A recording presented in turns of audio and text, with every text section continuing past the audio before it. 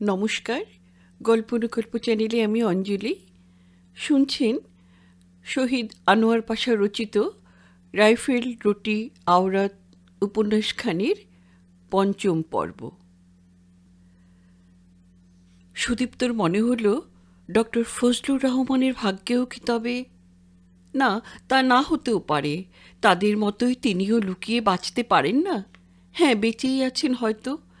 আশাটাকে দুহাতে বুকে চেপে সুদীপ্ত ভেতরে গেলেন। হায় হায়, কাঞ্চন যে! শয়নকক্ষের সামনের বারান্দায় কাঞ্চনের লাশ পড়ে আছে। ডক্টর ফজলুর রহমানের ভাগ্নে কাঞ্চন মামার কাছে থেকে কলেজে পড়ত। কলেজে? ব্যাস, তবে আর কথা নেই। এর ছেলে রাষ্ট্রদ্রোহী না হয়ে যায় না। রাষ্ট্রদ্রোহী যে তার আরও প্রমাণ আছে। স্বাস্থ্য ভালো ছিল কাঞ্চনের, খেলাধুলো করা সবল সুস্থ একজন বাঙালি যুবক। ওরে বাবা, তাহলে তো একে বাঁচতে দেওয়া যায় না। ভাগ্নে কাঞ্চনকে মেরে শোবার ঘরে ঢুকে মামাকে মেরেছে। দেওয়াল আলমারির পাশে কাত হয়ে পড়ে আছেন ডক্টর ফজলুর রহমান। আলমারি খোলা। আলমারিতে ডক্টর রহমান কি কিছুই রাখতেন না নাকি? নিশ্চয়ই রাখতেন। মূল্যবান কিছু তো রাখতেন। তার কিছুই অবশিষ্ট নেই। রহমান সাহেবের গায়ের শৌখিন পাঞ্জাবিতেই সাক্ষ্য দিচ্ছে তিনি ভদ্র পোশাকে ভদ্রলোকের মুখোমুখি হওয়ার জন্য নিজেকে প্রস্তুত করেছিলেন এবং ওইখানে ভুল করেছিলেন। ভুল করতে যাচ্ছিলেন সুদীপ্ত। স্ত্রীর বুদ্ধিতে বেঁচে গেলেন। স্ত্রী ছিলেন না বলে রহমান সাহেবের ভুল শুধরে দেবার কেউ ছিল না। কিন্তু অনেকেরই তো স্ত্রী ছিলেন, যেমন অধ্যাপক মনিরুজ্জামানের, ডক্টর জ্যোতির্ময় গুহ ঠাকুরতার, ডক্টর মুক্তাদিরের। তাদেরকে ভালো মানুষ সেজে ডেকে নিয়ে গিয়ে মেরেছে। কিন্তু কিন্তু সাদেক সাহেবকে তো মেরেছে স্ত্রীর সামনেই গুলি করে। না, কোনো এথিক্স মেনে ওরা কাজ করেনি, যা ইচ্ছে করেছে। যা ইচ্ছে? এমনি করে ইচ্ছের লাগাম ছেড়ে দেওয়া কি মানুষকে সাজে? বারবার চিন্তায় ভুল হয়ে যাচ্ছে সুদীপ্তর। তার চিন্তা কেবলই বিবর্তিত হতে চাইছে মানুষকে কেন্দ্র করে। অতএব এহেন চিন্তা সম্পদ নিয়ে অমানুষের কার্যকলাপের ব্যাখ্যা তিনি কেমন করে পাবেন? হু হু করে শিশুর মতো কেঁদে ফেললেন সুদীপ্ত। ভাই, ভাই ফজলুর রহমান, দুজনে সেদিন কত তর্ক করলাম রে। তর্ক হয়েছিল সংস্কৃতির ব্যাখ্যা নিয়ে। ডক্টর রহমান সংস্কৃতির বিকাশে ধর্মের গুরুত্বকে স্বীকার করেন প্রবলভাবে। সুদীপ্ত করেন না, তাই নিয়েই তর্ক। কিন্তু মনোমালিন্য নয়। মাত্র 4 দিন আগের কথা। সদ্য তিনি অসুখ থেকে উঠেছেন। পানি বসন্তে ভুগে কেমন ম্লান দেখাচ্ছিল ভদ্রলোককে। কিন্তু মুখের সেই হাসিটুকু ঠিকই ছিল। আর সেই হাসি সুদীপ্ত কখনো দেখবেন না। চোখের পানি মুছতে মুছতে তিনি বেরিয়ে এলেন এবং তখনই মনে হলো ছাদটা একবার দেখা দরকার। পরশু রাতে অত দাপাদাপিটা শোনা গিয়েছিল কিসের? ভাবতে ভাবতেই আর নিচে না নেমে উপরে চললেন। সিঁড়ির সর্বোচ্চ ধাপে একটি কাঁথার উপর পড়ে রয়েছে একটি শিশুকন্যা। থমকে দাঁড়াতে হলো। এত কচি মেয়েটাকে ওরা মেরেছে? গলায় গুলির দাগ নাকি বেয়োনেটের খোঁচা? কত বয়স হবে? 2 মাস? 3 বা 4 মাসের বেশি কিচ্ছুতেই নয়। কিন্তু কিন্তু মেয়েটার মা কই? ছাদে কোনো যুবতী স্ত্রীলোকের লাশও সুদীপ্ত দেখলেন না। বয়স্ক পুরুষের লাশও নয়। বেশিরভাগই বৃদ্ধ বৃদ্ধা এবং কয়েকজন ছোট ছোট ছেলে মেয়ে। তা সব মিলিয়ে প্রায় 30-40 জন হবে। ছোট ছেলেমেয়েরা প্রাণের ভয়ে গড়িয়ে গিয়ে পানির চৌবাচ্চার নিচে লুকিয়েছিল। সেইখানেই গুলি করে তাদের ঘুম পাড়িয়ে দেওয়া হয়েছে। হ্যাঁ, ঘুমিয়ে থাকার মতোই দেখাচ্ছে। অনেক কটি ভাই বোন এক শয্যায় শুয়ে ঘুমোলে সকালবেলায় তাদের কেমন দেখায়? কে কোথায় পা রেখে কোথায় মাথা রেখে এলো পাথারে ঘুম দিচ্ছে, কোনো চিন্তা ভাবনা কিংবা সৌজন্যবোধের বালাই নেই। এই যেন অনেকটা তেমনি তেমনি এমনি রক্তের উপর পড়ে থাকে নাকি তারা? আহা, এতগুলি কচি ছেলে মেয়েকে মারতে ওদের হাত পা কাঁপেনি? ফজলুর রহমানকে দেখে সুদীপ্ত কেঁদেছিলেন। কিন্তু এতগুলি মানব সন্তানের এই নিষ্ঠুর পরিণতি সুদীপ্তকে লজ্জা দিল। বনের পশু তো কেউ এমন করে মারে না। 2 মাসের শিশুকে বনের বাঘও তো আক্রমণ করবে না। ক্ষুদ্র মানব শিশু রমুলাসকে লালন করেনি বনের এক বাঘিনী। হ্যাঁ, মানুষ পশুরও অধম কখনো কখনো হয়, কিন্তু সব মানুষ হয় না। যারা হয় তাদের সঙ্গে কি একত্র থাকা চলে? না না, আর ওদের সাথে নয়। ফিরোজ ঠিকই বলে। ফিরোজ বলে, ব্রিটিশ রাজত্বে বাংলাদেশের অবস্থা যেমন ছিল এখনো ঠিক তেমনি আছে। স্বাধীনতা সংগ্রাম এখনো তাই শেষ হয়নি। শেষ কি, শুরুই তো হয়নি এতকাল। শুরু হয়েছে গত 7ই মার্চ থেকে। মুজিবুর রহমান গণ আন্দোলন শুরু করলেন। আমাদের এবারের সংগ্রাম মুক্তির সংগ্রাম, এবারের সংগ্রাম স্বাধীনতার সংগ্রাম। স্বাধীনতা? প্রশ্ন তুলেছিলেন সুদীপ্ত। বন্ধুর সঙ্গে তর্ক করেছিলেন, কিন্তু কিন্তু আর তো তর্কের অবকাশ নেই। পাকিস্তান নামে কোনো দেশ পাঞ্জাব সিন্ধু অঞ্চলে থাকতে পারে, কিন্তু বাংলায় নেই। থাকলে তো ওরা আমরা মিলেমিশে একই দেশের অধিবাসী হতাম, এবং তাহলে এমনি করে নির্বিচারে নারী, শিশু, বৃদ্ধ সকলকে ওরা হত্যা করতে পারে? নিজের দেশের লোক হলে এমনি করে নিরপরাধ জনসাধারণকে মারতে পারে কেউ? পরের দেশেও এমন ঢালাও গণহত্যার কথা কখনো শোনা যায়নি, খুব কম শোনা গেছে। গতকালের দেখা সেই সব দৃশ্যাবলী সুদীপ্ত চোখে এখনো ভাসছে। এখন তার মনে হচ্ছে জীবনে আর কখনো বোধহয় কোনো মুহূর্তটি একা বসে কাটাতে পারবেন না। একা হলেই ওরা এসে ঘিরে ধরে যে। চিলেকোঠার ছাদে সে বাপ ছেলের লাশ, আর সিঁড়ির সর্বোচ্চ ধাপে 2 মাসের শিশুকন্যা। কিংবা দেখো, জলের ট্যাঙ্কের নিচে সেই জড়াজড়ি করে পড়ে থাকা ছেলেরা। কি যেন কান ধরে ওইগুলোই দেখাতে নিয়ে যায় বারে বারে। 2তলা সিঁড়িতেই দৃশ্যটা ছিল সবচেয়ে মর্মান্তিক। সিঁড়ি দিয়ে নামতে গিয়ে সুদীপ্ত প্রায় মূর্ছা যাচ্ছিলেন। দেওয়ালের গায়ে স্ত্রীলোকের মাথার চুল, মনে হচ্ছে দেওয়ালে শরীর ফুঁড়ে বেরিয়েছে। 1-2 নয়, 1 গোছা চুল, প্রায় 2 ফুট দীর্ঘ। ঠিক তার সামনেই 2 ধাপ পরে রক্তের ধারা জমাট বেঁধে আছে। সুদীপ্তর মনে হয়েছিল ছাদের ওই 3-4 মাসের শিশুকন্যার সাথে এই রক্তের যোগ আছে। যুবতী মায়ের কোল থেকে ওই শিশুকে ছিনিয়ে কাঁথার উপর ফেলে দিয়ে মাকে নিয়ে যেতে চেয়েছিল বর্বরের দল। সন্দেহে কয়েকবার চিৎকার করেছিল সেই যুবতী, তারপর সংজ্ঞা হারিয়েছিল। অসংবৃতার বিশ্বস্ত দেহলতা 4 তলা দালানের ছাদ থেকে চুল ধরে টেনে নামাচ্ছে। দৃশ্যটা কল্পনায় আসতেই সুদীপ্ত শিউরে উঠলেন। ঠিক অমনি করে চুল ধরে টেনে হিচড়ে যদি না নামাবে, তাহলে 1 খাবলা মাংস শুদ্ধ চুলের গোছাটা এমনভাবে উঠে আসবে কেন? আর উঠে আসতেই তারা সেটাকে ছুঁড়ে মেরেছিল দেওয়ালে। কাঁচা মাংস দেওয়ালে গাঁথা পড়ে চুলের গোছাটা এখনো ঝুলছে। আর আর সেই মেয়েটি, মাংস শুদ্ধ মাথার চুল উঠে যাওয়ার ফলে নিশ্চয়ই বিভৎস দর্শনা হয়ে গিয়েছিল। তাই গুলি করে সেই মুহূর্তেই মারা হয়েছিল তাকে। এই রক্ত তার। আর আর একতলায় নেমে সিঁড়ির প্রশস্ত চাতালের সেই রক্ত। ওখানেও পিশাচেরা কাউকে গুলি করে থাকবে। কাকে? তার নাম নেই, কিন্তু চিহ্ন রেখে গেছে। ওই দেখো, ময়লা কাঁথা বালিশের পুঁটুলি আর গুঁড়ো দুধের পরিত্যক্ত টিন পাত্রে কিছু চাল। বড় জোর সেরখানেক হবে। ওই নিয়েই বাঁচতে এসেছিল এখানে। ওই সব ফেলে এখন কোথায় গেছে? যেখানে গেছে আর সেখানে মৃত্যু নেই। প্রতি মুহূর্তে কি একটা আগলে বেড়ানোর দায়ও নেই, অতএব শঙ্কাও নেই। এত শঙ্কা বয়ে বেড়াচ্ছি কেন আমরা? বাঁচতে চাই বলে। সে কে? তার ভিক্ষাপাত্রে 1 সের চাল ছিল। সেই যুবতী জননীর কোলে শিশুকন্যাটি ছিল।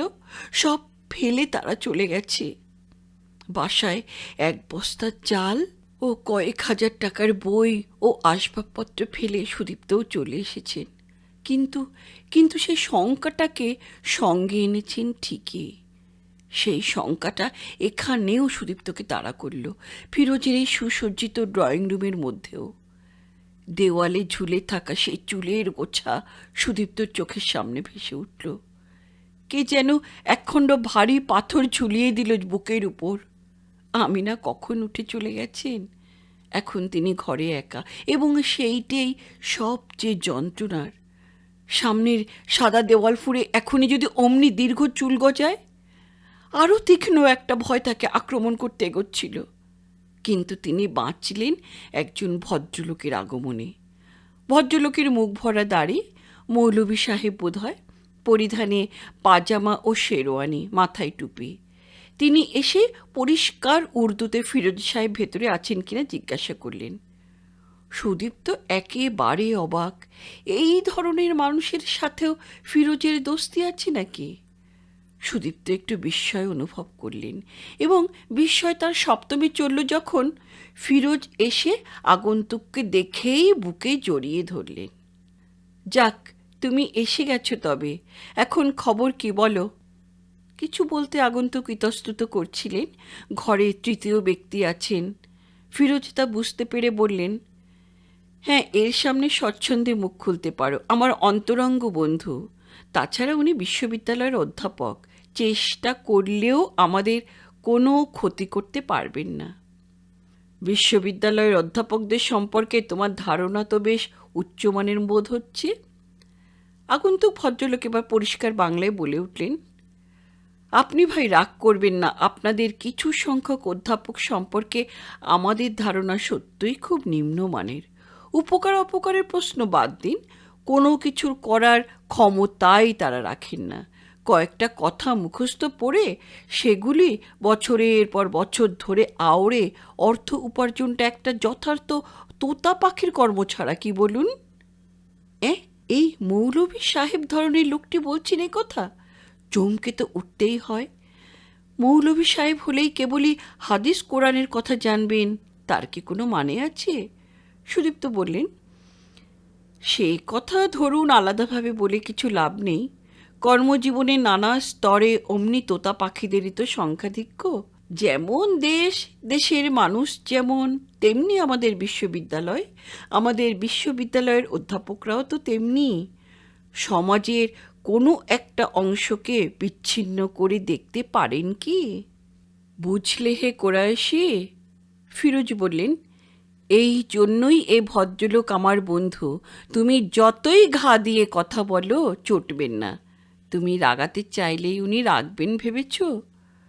সুদীপ্ত বুঝলেন ফিরোজ কথার মোড় অন্যদিকে ফেরাতে চাইছেন, অতএব তিনি চুপ মেরে গেলেন এবং যথারীতি আলোচনা অন্য মোড় নিল। কুরাইশি নামক আগন্তুকটি জানালেন, তোমার বাড়িতে থাকা চলবে না। ওদের প্ল্যান হচ্ছে আওয়ামী লীগের সকলকে ওরা হয় সাবার করবে, না হয় নীতি বিসর্জন দিয়ে দালালির কাজে লাগতে বলবে। সামনে খুব দুর্দিন। কিন্তু পালাতে হলে তো আন্ডারগ্রাউন্ডে যেতে হয়।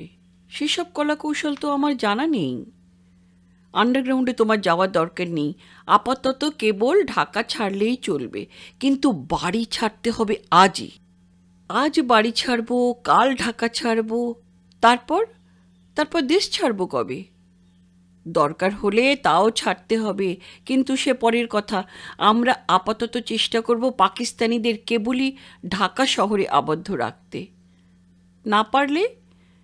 সেই সম্ভাবনা কুরাইশি সাহেব একেবারেই অস্বীকার করেন না। তখন বাংলার যে কোনো খানিকটা অঞ্চলকে মুক্ত করে রেখে সেইখানে স্বাধীন জনগণতান্ত্রিক বাংলাদেশ সরকার করতে হবে, এবং ধীরে ধীরে সারা বাংলাকে মুক্ত করতে হবে। কথাগুলো শুনতে শুনতে সুদীপ্তর মনে হচ্ছিল তিনি যেন স্বপ্ন দেখছেন। স্বাধীন জনগণতান্ত্রিক বাংলাদেশ সরকার, স্বাধীন সার্বভৌম বাংলা। এসব কি বলছেন কুরাইশি সাহেব? এসব তো তার নিজের মনের কথা। বোধহয় শুধু তারই নয়, প্রত্যেকটি বাঙালির মনের কথা। কেন দুদিন আগে সে কথা তোমরা ভাবনি? সেই শিল্পী সাহিত্যিকদের মিছিল, রাইটার্স গিল্ড থেকে শহীদ মিনার পর্যন্ত শোভাযাত্রা, কিংবা ঢাকা শহরের সকল শিক্ষায়তনের শিক্ষকদের সেই মিলিত শোভাযাত্রা, বায়তুল মোকাররম থেকে শহীদ মিনার। সেখানে তোমরা স্লোগান কি দিয়েছিলে মনে আছে? মনে আছে, পাক বাহিনী খতম করো, বাংলাদেশ স্বাধীন করো, বাংলাদেশ স্বাধীন করো, বীর বাঙালি অস্ত্র ধরো। সেই স্বাধীনতার কথাই তো এখন বলছেন কোরাইশি সাহেব। অস্ত্র বলে স্বাধীনতাকে ছিনিয়ে আনার কথা বলছেন। তাহলে তাহলে আর কি, ভালো কথাই তো বলছেন। কিন্তু একটা কিন্তু কিছুতেই মন থেকে দূর হতে চায় না। কুরাইশি সাহেব চলে যেতেই ফিরোজের তাড়া খেয়ে সুদীপ্ত স্নানের ঘরে ঢুকলেন। পেছনে পেছনে ওরাও ঢুকল। সেই ভাবনাগুলি, এখন তবে কোথায় যাই? ফিরোজের তো নিজেরই এখন অত্যন্ত দুর্দিন। আমি না একটু আগেই যা বলেছিল সেটা তাহলে খুবই সত্যি কথা। ওর কাল সকালে যুক্তিটাই বোধহয় ভালো ছিল, কিন্তু কাল সকালে কোনটা যে ভালো আর কোনটা যে খারাপ সেসব চিন্তার কোনো অবকাশ ছিল নাকি? কি তাড়াতাড়ি তখন এক চক্কর ঘুরে এসেছিলেন। তাও ফিরেছিলেন ফিরোজের গাড়িতে, কিন্তু তার জন্যেই কত রাগ আমিনার। তোমার আক্কেলের বলিহারি যাই, কই তাকিয়ে দেখো দেখি একবার, নীলক্ষেত এলাকায় কারা এখনো বসে আছে। সত্যি কথা, ইতিমধ্যেই তখন নীলক্ষেত এলাকা প্রায় ফাঁকা হয়ে গেছে, কিন্তু পথে এতখানি বোঝা যায়নি। সেখানে অনেক মানুষ তখনও ছিল। তার মধ্যে তার মতো কেবলই দেখতে বেরিয়েছে এমন মানুষও ছিল। দেখলেই চেনা যাচ্ছিল তাদের। তাদের হাতে কোনো বোঁচকা নেই বা সঙ্গে কোনো স্ত্রীলোক কি শিশু নেই। যানবাহনে দুর্ভিক্ষই সবচেয়ে বেশি। ভদ্র ঘরে নবনী কোমল মেয়েরাও ভারী ব্যাগ হাতে ঝুলিয়ে হেঁটে চলেছেন। তাদের অনেকেরই হয়তো গাড়ি আছে, কিন্তু গাড়ির তেল নেই। পেট্রোল পাম্পগুলি পাকিস্তানিরা নষ্ট করে দিয়েছে, অথবা ওই রাতে ওখানকার কর্মচারীদের সব মেরে ফেলেছে। দরিদ্র রিক্সা চালক কিংবা স্কুটার ড্রাইভার বেশিরভাগই বোধহয় মারা পড়েছে গত দুদিনে। তা না হলে এখানে ওখানে রিক্সা স্কুটার অনেক পড়ে আছে, কিন্তু চালক নেই কেন? সুদীপ্ত অবশ্য বেশি দূর যাননি। ইকবাল হল পিছনে ফেলে সলিমুল্লাহ হল, জগন্নাথ হলের পাশ দিয়ে গিয়েছিলেন শহীদ মিনার পর্যন্ত, এবং ওই পর্যন্তই, আর এগোতে পারেননি। ফিরেছিলেন ফিরোজের সঙ্গে। হায় হায়, ওই সব কি চোখে দেখা যায়, না চোখে দেখে এগোনো যায়? জগন্নাথ হলের লাশগুলি অধিকাংশ ওরা পুঁতে দিয়েছিল, কিন্তু ইকবাল হল ক্যান্টিনের কাছে স্তূপীকৃত লাশগুলি ওরা সরায়নি। সেই লাশের স্তূপের মধ্যে একটা গুলি করে মারা কুকুরও দেখা গেল। কি বলতে চায় ওরা? আমরা ওদের চোখে কুকুরের সমান? কোনো বাঙালির এ দৃশ্য সহ্য হবার কথা নয়। যারা দাঁড়িয়ে দেখছিল তাদের মধ্যে একজন কুকুরটার একটা ঠ্যাং ধরে একটু দূরে সরিয়ে রেখে এলো। সুদীপ্ত সরে ইকবাল হল সংলগ্ন দিঘির দক্ষিণ দিকে রাস্তায় গিয়ে দাঁড়ালেন। কয়েকজনকে সেখানে দাঁড়াতে দেখেই তিনি গেলেন। কি দেখছে ওরা? ওরে বাবা, কি বিরাট গর্ত ইকবাল হলে দেওয়ালে! কামান দেখেছে ওইখানে, ভিড়ের মধ্যে একজনের মন্তব্য। আর একজনের মন্তব্য শোনা গেল, ওরে বাবা, ওই দিকেও কামান দেখেছে দেখা যায়। এই বিল্ডিং দুটোতেও ছাত্র থাকতো নাকি? দিঘির দক্ষিণ পশ্চিম কোণের বিল্ডিং দুটোর কথা। ওইখানে বিশ্ববিদ্যালয়ের অফিস কর্মচারীগণ থাকতেন। ওদের বিল্ডিংয়ের দেওয়াল যে একেবারে ঝাঁঝরা করে দিয়েছে। ওখানে কেউ থাকলে তিনি কি বেঁচে আছেন? তাদের 23 নম্বরেও তাহলে এমনি করে কামান দাঁড়তে পারত বই কি। সুদীপ্ত আল্লাহর কাছে কৃতজ্ঞতা জানালেন। তারা 23 নম্বরে অনেকের চেয়েই সুখে ছিলেন। তাদের সেই অবস্থাটা যদি সুখের অবস্থা হয়, তাহলে হায়, দুঃখ কাকে বলে! জগন্নাথ হলে দেওয়ালের গায়ে অমনি কামানের গোলার আঘাতে প্রকাণ্ড ছিদ্র দেখলেন সুদীপ্ত। এ হলের অবস্থা কি হয়েছিল কে বলবে? কি হয়েছিল কিছু বলার জন্য কেউ বেঁচে আছে নাকি? কিন্তু মরে গিয়েও তো অনেক কথা বলা যায়। যেমন বলছে এই মেয়েটি, সামাজিক মর্যাদার কোন ধাপের এই মেয়ে তা এখন আর বুঝবার উপায় নেই। কেননা অঙ্গে বস্ত্র অলংকার কিচ্ছু নেই। তবে উলঙ্গ শরীরে অলংকারের চিহ্ন আছে। কানের মাকড়ি খুলে নেবার ধৈর্য দুর্বৃত্তদের ছিল না। কান ছেঁড়া দেখে বোঝা যায় কি পৈশাচিক প্রক্রিয়াতে সেটা তারা হস্তগত করেছিল। চুরি খোলার সময় হাতের মাংস ছিঁড়ে ছিঁড়ে গেছে, সেসব স্থানে রক্ত জমাট বেঁধে আছে, আর মুখের মধ্যে দাঁতে লেগে আছে কাঁচা মাংস। কামড়ে তুলে নিয়েছিলেন বোধহয়। বোধহয় কেন, সুদীপ্ত যেন স্পষ্ট দেখতে পাচ্ছেন সম্ভ্রম রক্ষার শেষ চেষ্টায় অসহায় নারী প্রাণপণে কামড়ে ধরেছেন বর্বরের পুঁতি দুর্গন্ধ দেহ। দাঁতে লেগে থাকা মাংস তারই সাক্ষ্য। ঠিক এমনি কিছু না হলে তো ক্যান্টনমেন্টের গণিকা বৃত্তি ভাগ্যে জুটত। পেটের অবস্থা দেখে স্পষ্ট বোঝা যাচ্ছে রমণীর সন্তান সম্ভবা ছিলেন, এবং পাষণ্ডরা গুলি করেছে পেটের মধ্যে সন্তান থাকার সেই জায়গাটিতেই, তলপেটে আর একটা বুকে। পেটের সন্তানকেও গুলির হাত থেকে রেহাই দেয়নি ওরা। ওই সবের পানে অধিকক্ষণ তাকিয়ে থাকতে পারলেন না সুদীপ্ত। মাগো, মাগো, তোমার লজ্জা আমরা ঢাকবো কি দিয়ে? দুহাতে চোখ ঢেকে সেখান থেকে সরে এলেন সুদীপ্ত। কোথায় এলেন তিনি? এখানে শহীদ মিনার ছিল না? সেটা কোথায়? কোনো চিহ্নই নেই। তবু চিহ্ন পড়ে আছে, পড়ে আছে বালি সিমেন্টের স্তূপ। ডিনামাইট দিয়ে গোড়া শুদ্ধ নির্মূল করে দিয়েছে বাঙালির মর্যাদার প্রতীক সে প্রাণ প্রিয় শহীদ মিনার। এই তো কদিন আগে এইখানে শপথ নিয়েছিলেন তারা, ঢাকার শিল্পী সাহিত্যিকেরা।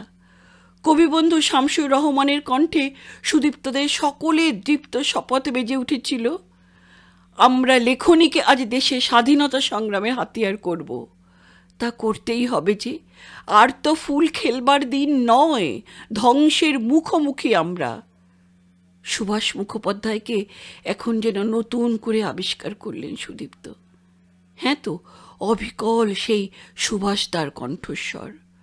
সুদীপ্তর কানের কাছে মুখ রেখে তিনি বলে যাচ্ছেন, মৃত্যুর ভয়ে ভীরু বসে থাকা আর না, পর যুদ্ধের শয্যা।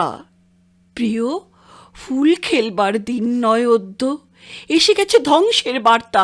দুর্যোগের পথে হোক দুর্বোধ্য, চিনে নেবে যৌবন আত্মা।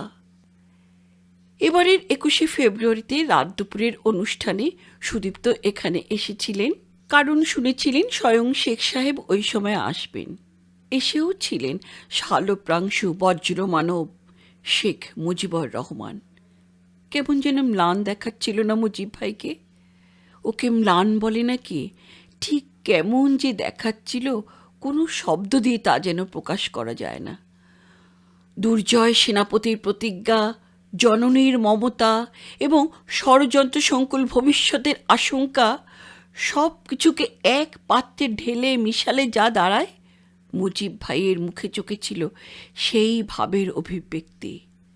বাইরের শত্রুর কাছে এত কঠোর, এত দুর্দমনীয় যে ব্যক্তিত্ব, ঘরের লোকের কাছে তার একই রূপ।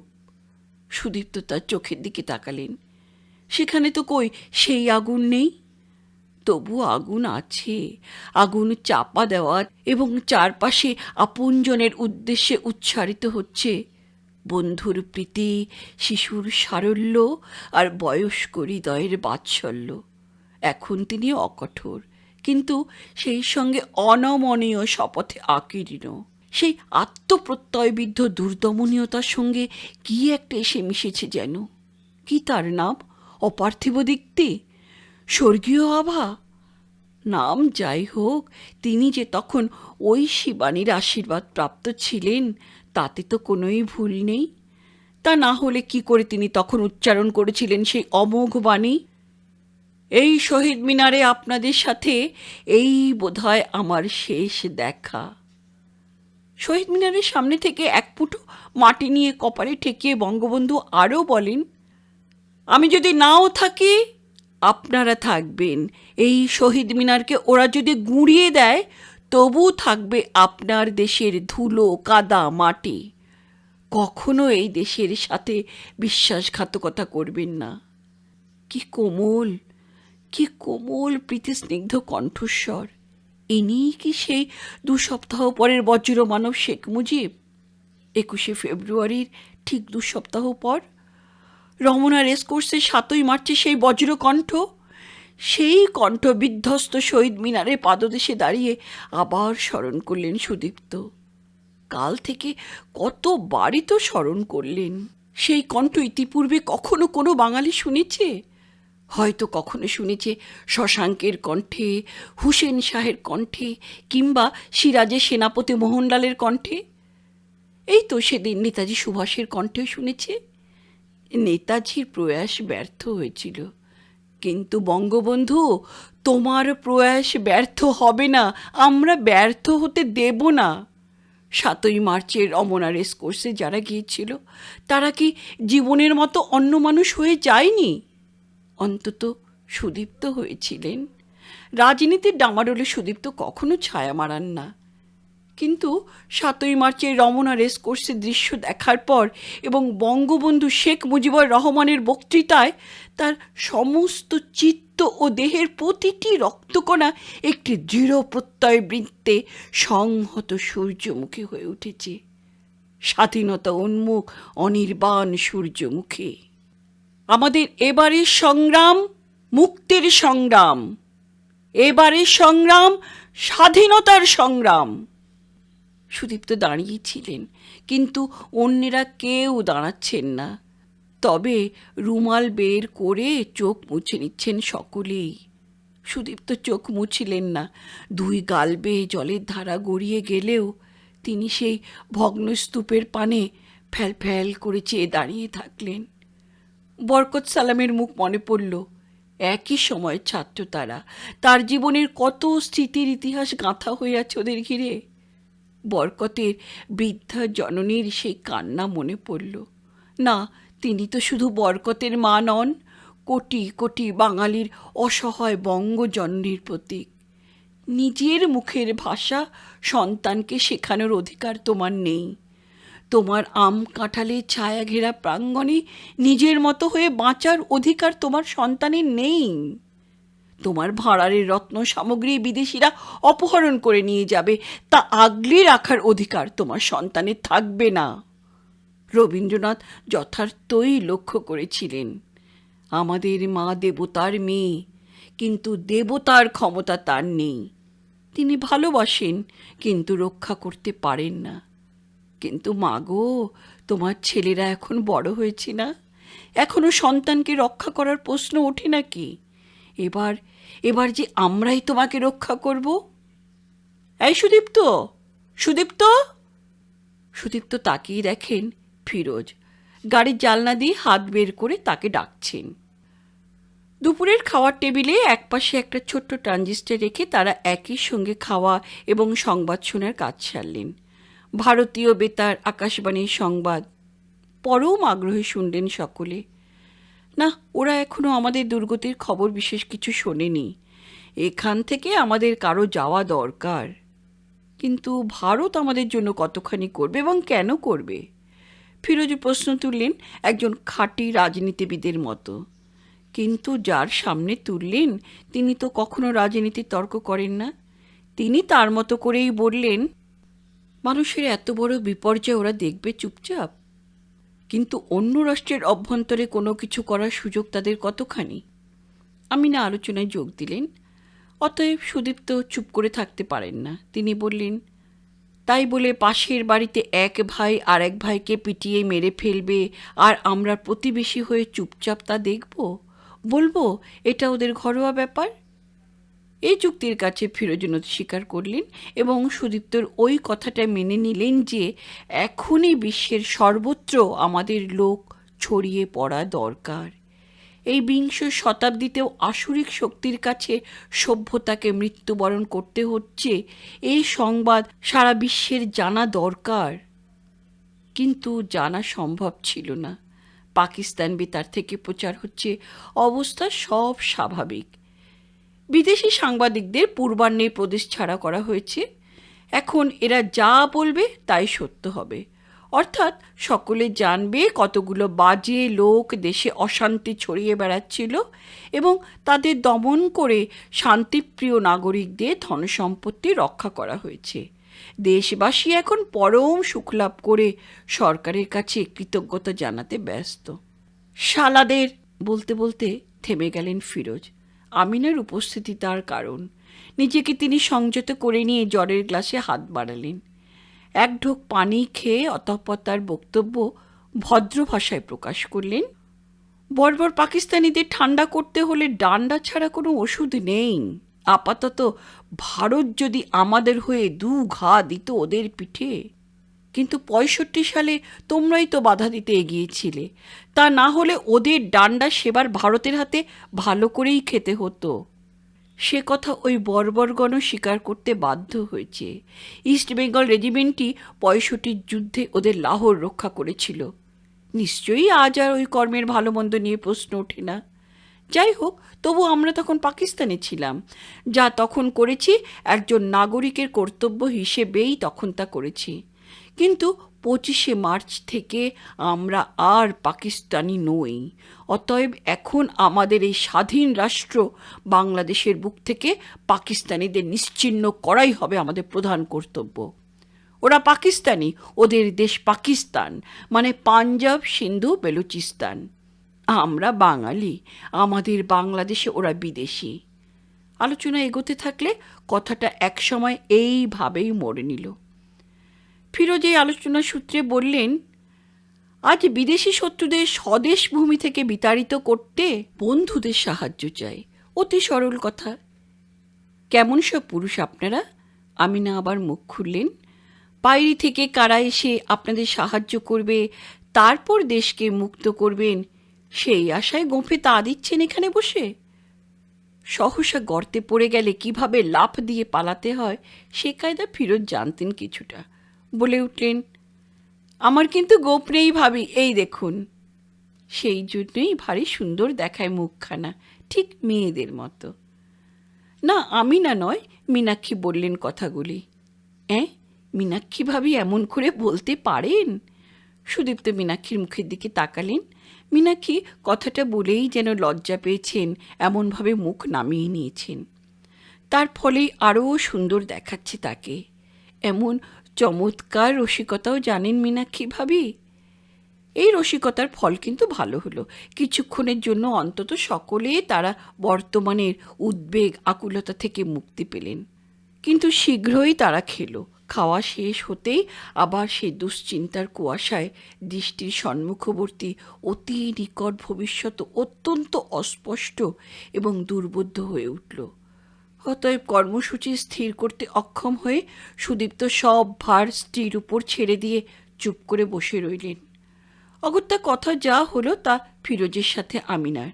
কিন্তু আমিনার কথা অনুসারে কাজ হলো না। খালার বাড়ি আজ কিছুতেই নয়, সে আগামীকাল দেখা যাবে। না, তা বলে এ বাড়িতে থাকতেও বলছি না আপনাকে। বিশ্বাস করে চলুন না আমার সাথে। নিশ্চয়ই বঙ্গোপসাগরে ভাসিয়ে দিতে যাচ্ছি না। ইচ্ছে করলেই তা পারবেন নাকি? এখান থেকে বঙ্গোপসাগর কত দূরে জানেন? সেখানে পৌঁছবার সাধ্যই নেই আপনার। অবশ্যই নেই। ফিরোজ আমিনার যুক্তি মেনে নিলেন বিনা প্রতিবাদে। অতঃপর মাত্র 10 মিনিটের মধ্যেই ফিরোজ, মীনাক্ষী, সুদীপ্ত, আমিনা এবং তাদের 3 সন্তান ফিরোজের ফক্সওয়াগনে বেরিয়ে পড়লেন, নীরবে এবং নতনেত্রে। পথে 2-1টি গাড়ি চলছিল, কিন্তু হেঁটে চলা মানুষ একটিও না। নিউ মার্কেটের পাশ দিয়ে যাবার সময় সুদীপ্ত দেখলেন বলাকা বিল্ডিংয়ের ফুটপাথের ধারে আমনের লাশ তখনও পড়ে আছে। ফিরোজও দেখলেন, কিন্তু মেয়েদেরকে দেখানো হলো না। তারা নিজেরাই তখন দেখছিলেন অন্যদিকের ফুটপাথে তখনও কয়েকটি শব ছড়িয়ে পড়ে আছে। কিন্তু অন্য সময় কত মানুষ থাকে ওই পথে। 24 ঘন্টার একটা মুহূর্ত এ স্থান জনশূন্য থাকে না। মোড় ঘুরতে গর্তের মধ্যে কয়েকজনকে মাটি চাপা দেওয়া হয়েছিল। সেখানেই একজনের পায়ের কয়েকটা আঙ্গুল এখনো দেখা যাচ্ছে। সহসা দেখা যায় না, কিন্তু আমিনা কিভাবে যেন দেখে ফেলেছেন। তিনি শিউরে উঠলেন। তিতাস গ্যাসের পাইপ বসানোর জন্য রাস্তার পাশে গর্ত করা হয়েছিল। সেই গর্তকেই গোর বানিয়েছে পশ্চিম পাকিস্তানের ইমানদার মুসলিম বেরাদারগণ। হাজি মহসিন হলের মাঠের কাছে গাড়ি আসতেই পচা দুর্গন্ধে সকলের নাক যেন জ্বলে উঠল। নাকে রুমাল চাপলেন সকলে। আর্টস বিল্ডিংয়ের কাছে পৌঁছবার মুখে গন্ধ আরও তীব্র হলো। বাঁদিকের মাঠে মৃতদেহ ছিল কতগুলি, কাক, চিল, শকুন কিন্তু অনেকগুলি দেখা গেল।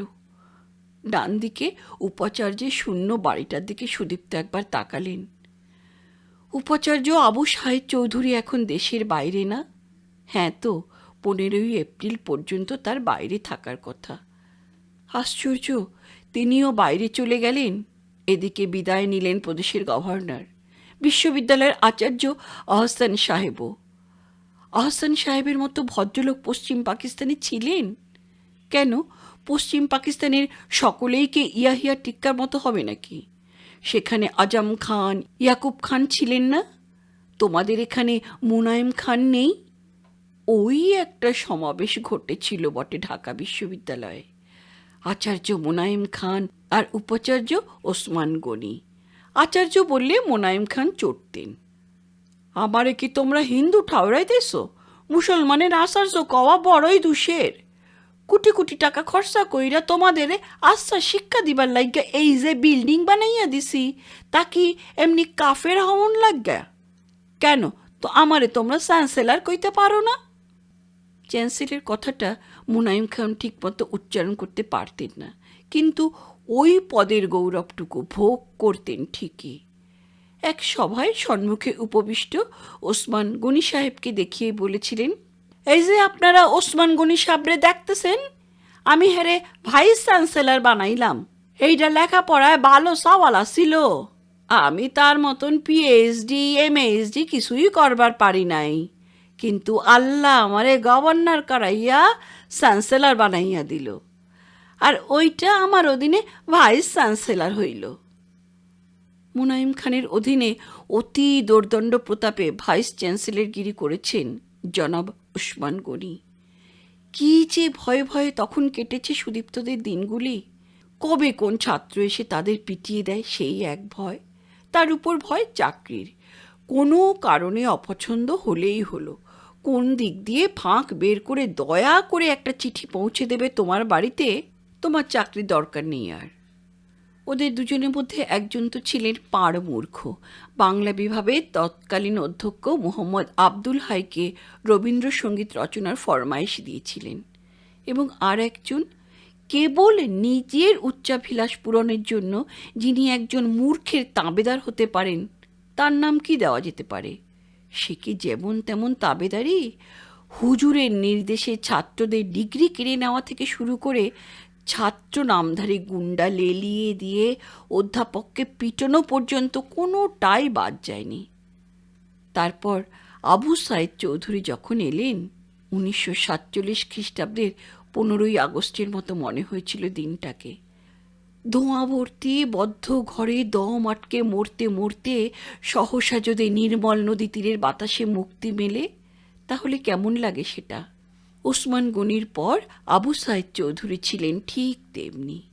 এখন বাইরে, বেঁচে গেছেন ভদ্রলোক। হ্যাঁ, বেঁচেছেন।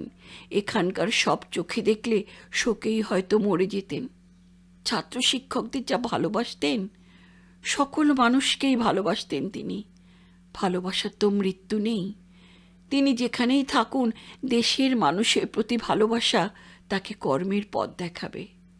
উপাচার্যের বাসার বিপরীত দিকে বিশ্ববিদ্যালয়ের কলাভবন।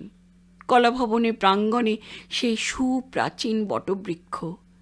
এই বটতলার এক বিশাল সভায় প্রথম স্বাধীন বাংলাদেশের পতাকা উড়িয়েছিল বিশ্ববিদ্যালয়ের ছাত্ররা গত 2রা মার্চ। পাকিস্তানের পতাকা পুড়িয়ে উড়িয়েছিল বাংলাদেশের পতাকা। আইনের চোখে ওটা দোষের, কিন্তু বেআইনি কর্ম তো গত 23 বছর ধরে তোমরাই চালিয়ে আসছো। সৈনিক দিয়ে দেশ শাসন করাটা কি আইনসম্মত? আইনের শাসন তোমরা পাকিস্তানে চলতে দিয়েছ কবে শুনি? পাকিস্তানে 23 বছরের ইতিহাসে দেশের সাধারণ নির্বাচন হয়েছে মাত্র একবার, কিন্তু সেই নির্বাচনের রায়কেও বানচাল করার জন্য তোমরা যখন ষড়যন্ত্র শুরু করলে, তখনই তো ক্ষিপ্ত হয়ে ছাত্ররা, তাও ছাত্ররাই, পাকিস্তানের পতাকা পোড়ালো, বাংলাদেশের পতাকা উড়ালো। বাংলাদেশকে স্বাধীন করার শপথ নিল তারা এই তো সেদিন, এই বটতলায়।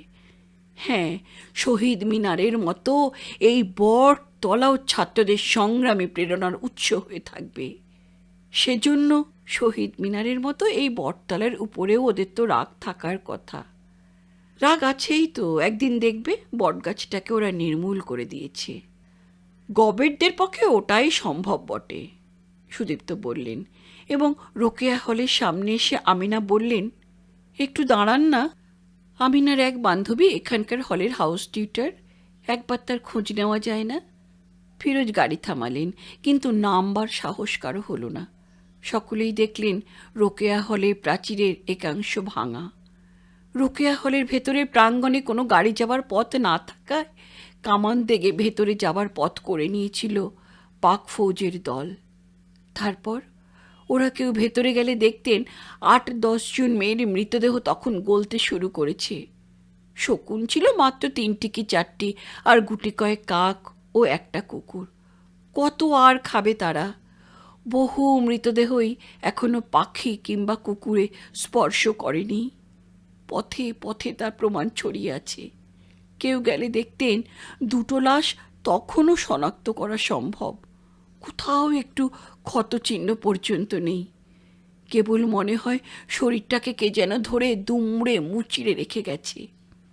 তার কারণ তারা গুলিতে মরেনি। ২৫ তারিখের রাতে কামান দেগে প্রাচীর ভেঙে যারা ঢুকেছিল তারা মেয়েদের সন্ধান বিশেষ পায়নি।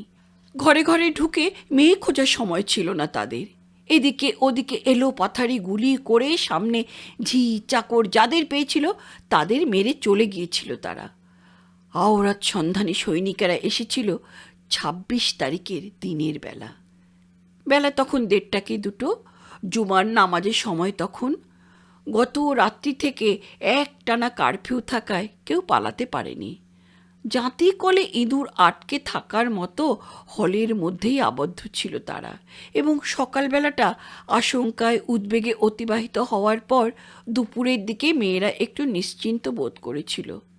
কেন করেছিল তার কোনো কারণ নেই। সম্ভবত দীর্ঘক্ষণ ধরে শঙ্কিত থাকার ক্ষমতা মানুষের নেই। নাকি তারা ভেবেছিল জুমার দিনে কি আর তাদের উপর অত্যাচার করবে ওরা মুসলমান না? যেভাবেই হোক একটু নিশ্চিত বোধ হতেই খিদে পেয়েছিল মেয়েদের। সারা সকাল অভুক্ত থাকলে খিদে তো হবেই। ওরা তখন আলু সিদ্ধ ভাতের ব্যবস্থা করে নিয়ে সবে খেতে বসেছিল এবং তখনই আক্রান্ত হয়েছিল। সৈনিকদের আগমন টের পেয়ে পাতের অন্ন পাতে রেখেই তারা ছাদে উঠে গিয়েছিল। ছাদের কর্মসূচি আগে থেকেই ঠিক করা ছিল তাদের। মুসলমান মেয়েরা মনে মনে কলেমা পড়ে আল্লাহর নাম নিয়ে তৈরি হয়ে গেল। একজন হিন্দু মেয়ে ছিল তাদের মধ্যে, সে মনে মনে মা কালীকে স্মরণ করল। তারপর আওরাত লোলুপ রাইফেলধারীদের আবির্ভাব হতেই এক সঙ্গে সকলে ঝাঁপ দিল নিচে। খুবই সামান্য ঘটনা। সৈনিকরা ফিরে চলে গেল। এর জন্য আবার আফসোস কিসের? এতগুলো চমৎকার শিকার যে হাতছাড়া হয়ে গেল, সেজন্য একটু দুঃখ হতে পারত। ধুত্তর, ঢাকা শহরে আবার আওরাতের অভাব। সকালে গোপনে কয়েকজন সাংবাদিক এসে এই মেয়েদের ছবি নিয়ে গেছেন। হয়তো ফিরোজে ছবি নিতেন। একটা ক্যামেরা তার হাওয়াই শার্টের নিচে গোপনে রক্ষিত আছে। কিন্তু গাড়ি থেকে নামতেই কেমন যেন ভয় করতে লাগলো। মনে হলো হাঙর সংকুলিত সমুদ্রে একটি ক্ষুদ্র ভেলায় তিনি বসে আছেন। হলের ভাঙা দেওয়ালের পানে তাকিয়ে মাত্র কয়েক সেকেন্ড কিছু একটা যেন ভাবতে চেষ্টা করলেন। তারপর গাড়িতে স্টার্ট দিতে দিতে বললেন, না ভাবি, যেতে পারবেন না। ভয়াবহ অবস্থা। অবস্থার ভয়াবহতা নিয়ে কেউ আর কোনো প্রশ্ন তুললেন না। গাড়ি এগিয়ে গেল, কিন্তু বেশি দূরে এগোতে পারল না। বিশ্ববিদ্যালয়ের ছাত্র শিক্ষক কেন্দ্রের কাছে সেনাবাহিনীর ২জন জওয়ান পথ আটকাল। সামনে ২খানা গাড়ি দাঁড়িয়েছিল। ফিরোজের গাড়ি হলো ৩ নম্বর। পরক্ষণেই আর একখানা গাড়ি এসে থামল ফিরোজের পেছনে। ফিরোজ দেখলেন কেবল তার গাড়ি ছাড়া আর প্রত্যেকটিতেই একটি করে ছোট পাকিস্তানি পতাকা শোভা পাচ্ছে। আর সামনের গাড়িটার নম্বর দেখলেন উর্দুতে লেখা। গতকালও গাড়ির নম্বর ছিল সব বাংলাতে, এক রাতেই তা পাল্টে উর্দু হয়ে গেল। আর এক রাত পেরোলে বাংলার পরিবর্তে সব উর্দু হয়ে যাব নাকি? এইভাবেই বাংলার অস্তিত্ব বিলুপ্ত করার খোয়াব দেখছে নাকি আমাদের মুসলিম বেরাদারগণ? সে গুড়ে বালি। কিন্তু এটা কি মুশকিলে পড়া গেল। পাকিস্তানি পতাকা লাগিয়ে গাড়ি বের করতে হবে এমন তো জানা ছিল না ফিরোজের। এর জন্য আবার শাস্তি পেতে হবে না তো? হলে তা কী ধরনের? মনে মনে একটু দিনই ঘাবড়ে গেলেন বইকি, কিন্তু ঘাবড়াবার সময় তো তার ছিল না। এখন কৈফিয়ত দিতে হবে। হ্যাঁ, গাড়ি সার্চ হবে সে পরের কথা, তার আগে কৈফিয়ত দাও তোমার গাড়িতে ঝান্ডা নেই কেন। জানতাম না বললে রেহাই মিলবে না, ফিরোজ জানতেন। অতএব বুঝতে চেষ্টা করলেন, বললেন, সকলেরই গাড়িতে পতাকা লাগানোর অধিকার তো নেই, সে অধিকার থাকতেও নেই। ফিরোজ পরিষ্কার ইংরেজিতে তার বক্তব্য পেশ করলে পাকিস্তানি জওয়ান তার কিছুই বুঝল না। তবু প্রচুর বুঝেছে এমনি ভান করে বলল, নেহি তোম হামারা সাথ মে চলো। তোমার ওসব কিছুই শুনতে চাই না, আমার সঙ্গে চলো। যেতে হলো। দুজন মহিলা ও তিনজন শিশু নিয়ে ফুটপাথের উপর একাকী চুপচাপ দাঁড়িয়ে রইলেন সুদীপ্ত। ফিরোজ গেলেন বিশ্ববিদ্যালয়ের ছাত্র শিক্ষক কেন্দ্রের অভ্যন্তরে, যেখানে সেনাবাহিনীর একজন মেজর ছিলেন, এবং ফিরোজের সৌভাগ্য মেজরটি ছিলেন করাচির অধিবাসী, জাতিতে বালুচ। তিনি ফিরোজের বক্তব্য শুনলেন এবং জওয়ানটিকে আদেশ দিলেন, গাড়িতে ঝান্ডা থাকার দরকার নেই, যাও। জওয়ানটি ফিরে এসে প্রত্যেকটি গাড়ি থেকে পতাকা নামিয়ে ফেলার হুকুম জারি করল। কিন্তু ফিরোজের পেছনে গাড়িটা ছিল হাইকোর্টের একজন জাস্টিসের। তার গাড়ি থেকেও পতাকা নামাতে হবে নাকি? না বললেও চলে। তার গাড়িতে পাকিস্তানের জাতীয় পতাকা ছিল না, ছিল হাইকোর্টের নিজস্ব পতাকা। এ আবার কি ধরনের ফিলাগ? জওয়ানটি কয়েক সেকেন্ড পতাকাটাকে দেখল এবং ভাবল, স্বাধীন বাংলার পতাকা সে বিস্তর দেখেছে, এটা সে জিনিস নয়। তবে কোনো বিদেশি কূটনীতি মিশনের পতাকা? না তো, গাড়ির মালিক এই তো দাঁড়িয়ে আছেন, দিব্যি মালুম হচ্ছে দেশি আদমি এবং বাঙালি।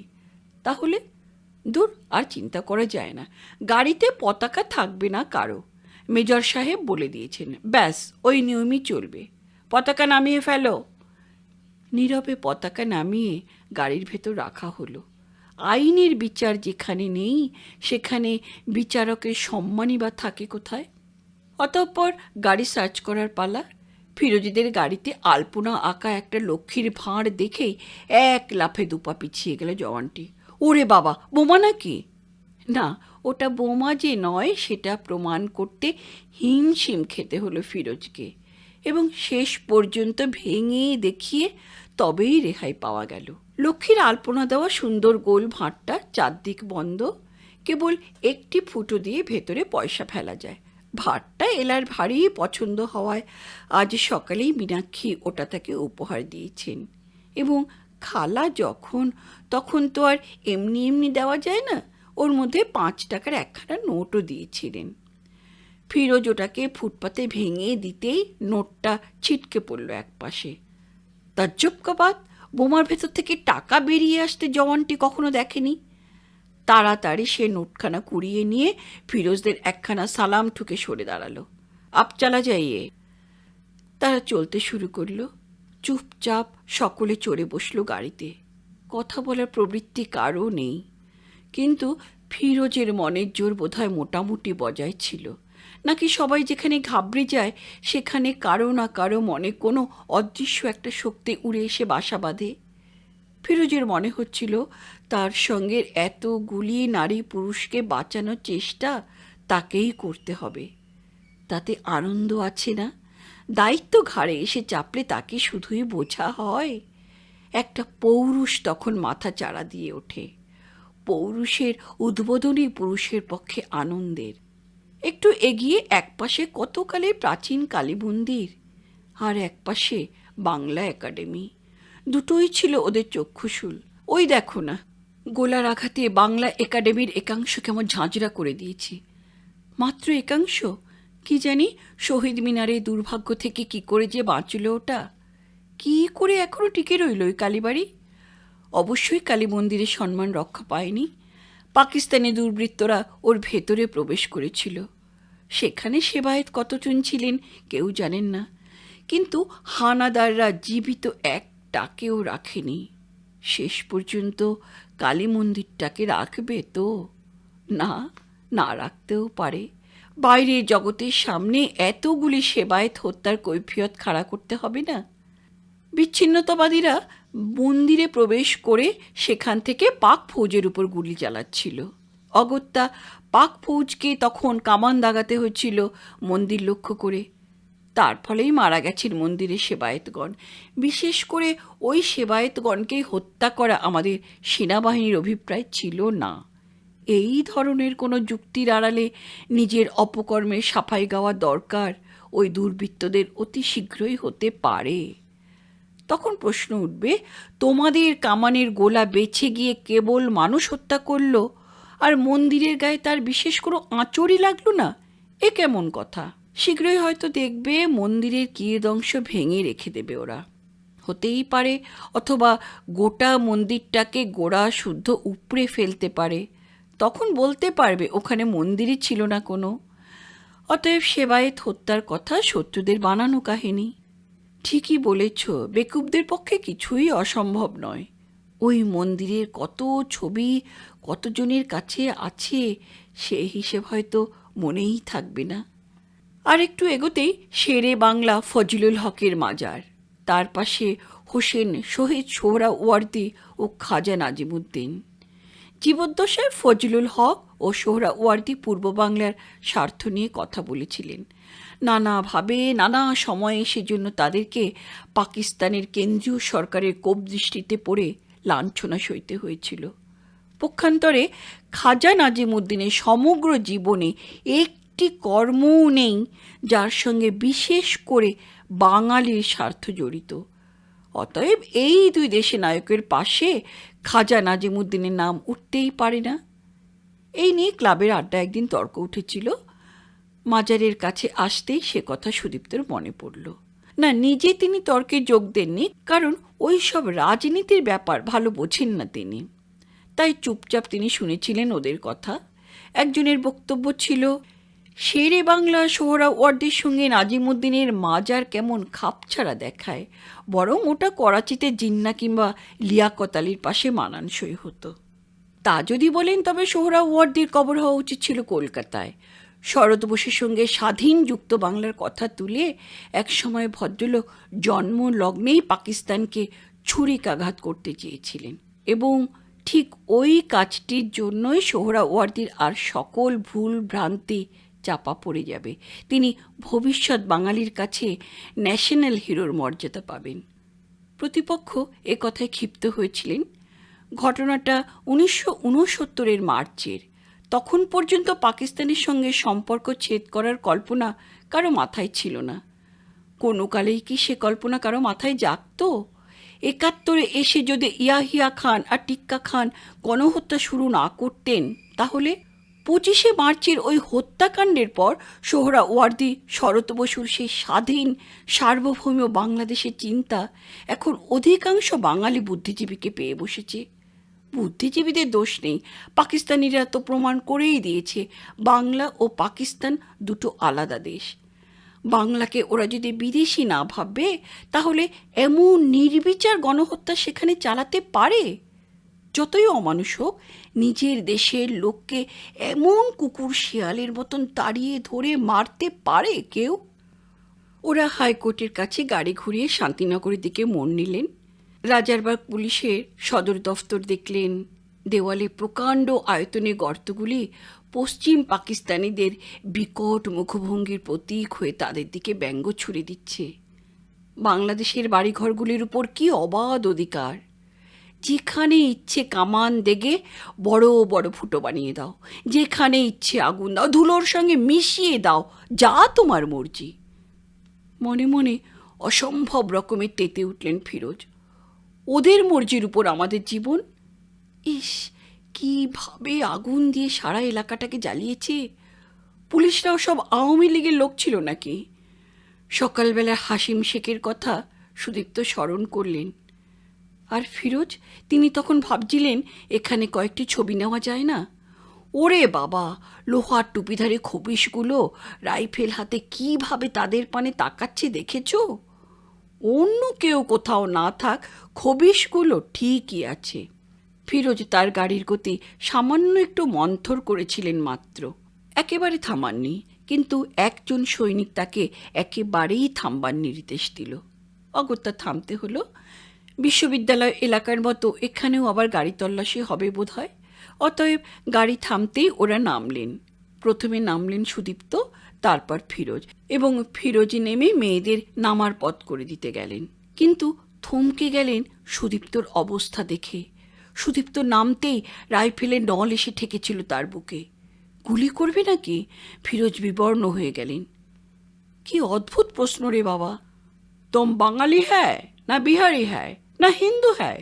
বলো, তুমি বাঙালি না বিহারি না হিন্দু? এ কোন ধরনের শ্রেণীকরণ?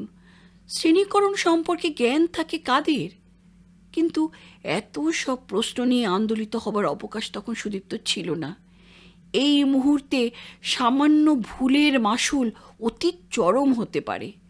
তিনি এ ব্যাপারে ইতিমধ্যেই কেমন একটা অলৌকিক শক্তি আয়ত্ত করেছেন যেন। ঠিক সময়ে ঠিক উত্তরটি মুখে এসে যায়। তিনি বললেন, হাম মুসলমান হ্যায়, হাম পাকিস্তানি হ্যায়। কিন্তু না, এই উত্তরে পাকিস্তানি জওয়ান খুশি হলো না।